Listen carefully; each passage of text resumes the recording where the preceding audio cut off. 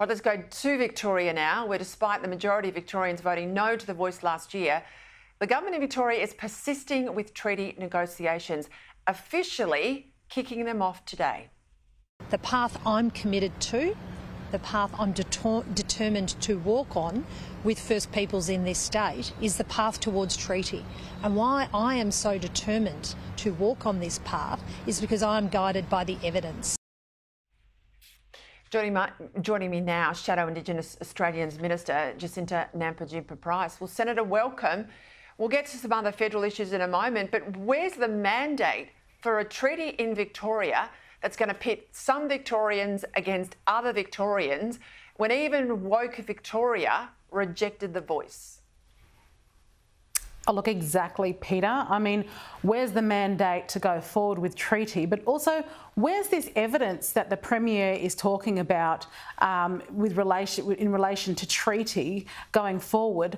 I was just in New Zealand a couple of weeks ago speaking to the government there, and they have been telling me, and we're talking, they've got various different parties with Māori people right throughout, and they have told me that the treaty has not worked for them in New Zealand. The Waitangi Tribunal that was set up because of the treaty has actually set New Zealand backward.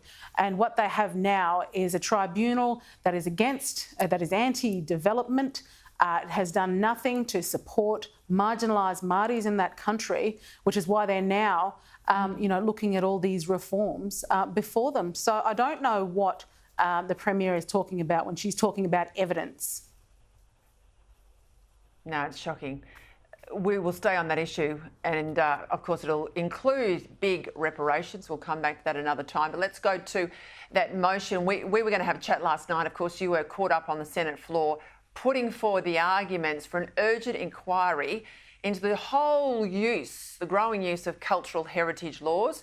We've talked before about the Blaney gold mine in New South Wales. We've talked before, of course, about the climbing ban at Mount Arapiles in Victoria, the closure of Mount Warning in New South Wales, and also the proposed closure of Lake Eyre in South Australia.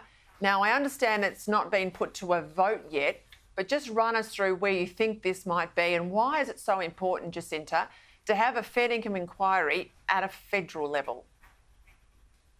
Look, it's really important, Peter, because what we're seeing is the weaponisation of the Cultural Heritage Act so that, those who are against development in this country, the activists, are utilising this in order to stop development, in order to stop access to parts of our country for the benefit of all Australians. And as far as I'm concerned, it's utterly un-Australian, and it's not what this Act was designed to do. So we need this inquiry because we need to understand those impacts, especially when, you've got governments like the Victoria government who will go ahead and shut down access for climbers to Mount Arapiles, where the climbers did not have the opportunity to be consulted in that process about how it might affect them. It's going to damage tourism in the area for small communities that might have to then get shut down because they rely on tourism in their area to actually stay alive. I mean, this has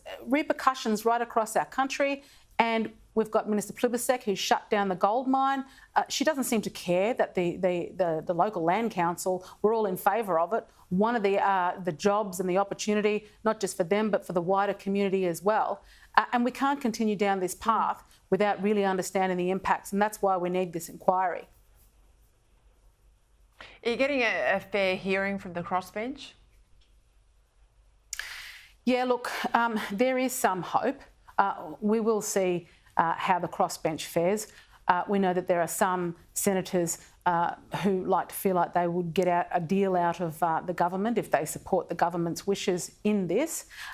We'll wait and see until for it to come to the vote, but they do need to keep in mind this also affects the impacts of treaty as well, which is part of what forms part of the motion as well, the possible impact of treaty across our country. And we all need to understand this before we toddle along down this road. We've seen the negative impacts so far. with the Blaney decision, of course, the other areas of our country, we need to understand it more broadly. And I do hope the crossbenchers are smart enough, have in their minds what it means to represent all Australians in this going forward, so that we can make better decisions.